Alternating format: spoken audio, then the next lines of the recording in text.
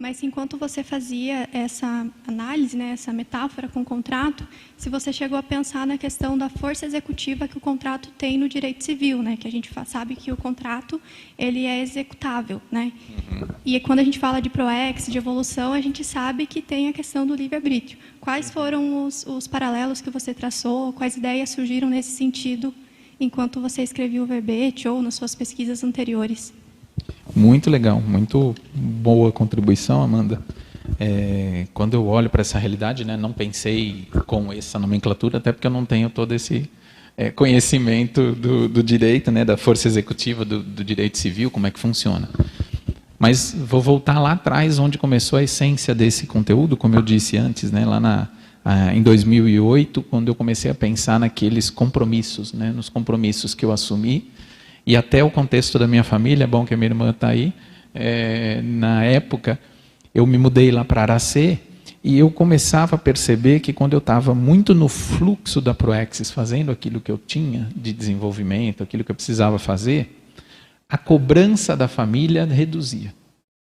Eu estava distante, tinha um vínculo, eu ficava muito tempo com a família, né? Até então a gente decidiu mudá-la para o Espírito Santo, e aí não tinha uma demanda tanto do Caio, né? Da presença do Caio, da interação. E quando eu arrefecia um pouco essa minha atuação mais incisiva no prioritário da minha Proexis, eu percebia que a demanda aumentava. Puxa, eu tenho até frases no artigo que está aqui da Conscienciologia Aplicada, eu descrevi as frases assim, poxa, já vocês nem vai me lembrar mais da gente, já você vai perder o endereço de casa, alguma coisa desse tipo. E aí eu comecei a pensar no quanto que era importante, e é chave na Proexis a gente assumir aquilo que a gente se comprometeu, porque pensa, numa família, alguém que se predispôs a dar à luz a você, a disponibilizar todo um contexto para você ressomar e vir cumprir algo, você tem um compromisso com aquela consciência, e se esse compromisso não é necessariamente em fazer algo todo o tempo para aquela consciência, você tem um compromisso maior.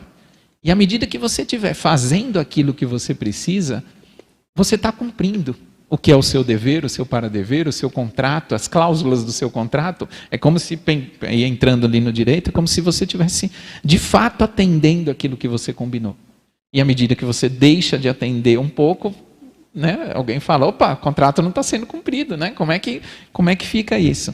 Então, eu vejo que, de fato, quando você tem cláusulas, e aí a gente começa a entrar na cláusula pétrea da Proexis, é muito rico isso, né? Porque se você tem um combinado que você fez no extrafísico, às vezes com um pouco mais de escolha ou com um pouco mais de imposição pelo contexto, né? Ou se você teve uma influência muito grande junto ali ao evoluciólogo, pensando o que seria a melhor condição, a melhor família, a melhor cidade, melhor tudo, e você tem ali todo um combinado, não cumprir é pouco inteligente evolutivamente falando, né? Quando a gente chega nesse momento, não cumprir uma cláusula de um compromisso que você fez é pouco inteligente. Então, aí entra a cosmoética, dá para entrar uma série de questões. Mas eu não sei se eu fui pela linha dessa força executiva que você falou. Se você quiser, volta aí. Permite uma contribuição? Pois não, pois não. A pergunta é excelente. No direito intrafísico convencional, vamos pegar aí direito das obrigações, né? Aí é uma questão mais técnica, mas vai ser importante, porque eu acho que é bem a sua pergunta. No direito convencional, daí o direito civil, que vai cair, né, o contrato regular do direito civil, você vai entrar com o patrimônio. Caso não se cumpra, se arca com o patrimônio, correto? Seguindo a lógica do direito convencional.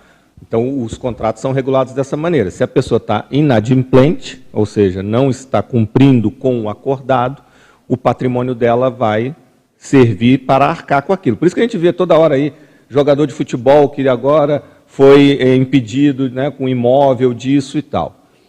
Evolutivamente, que aí eu acho que é a sua pergunta, nós não vamos ter isso, né? Fechou com patrimônio, a conta está bloqueada. Não tem isso. O que a gente vê, pegando a ideia das obrigações evolutivas, é a questão da proximidade kármica. E aí é que começa a entender a lógica de interprisão. Você vai ter que resolver aquela pendência enquanto, e essa é que entra a coerção até certo ponto, que aí é a aplicação da lei do karma. Isso vai levar para a prosêmica. Enquanto a pessoa não arcar com aquilo, ela vai ficar na interprisão.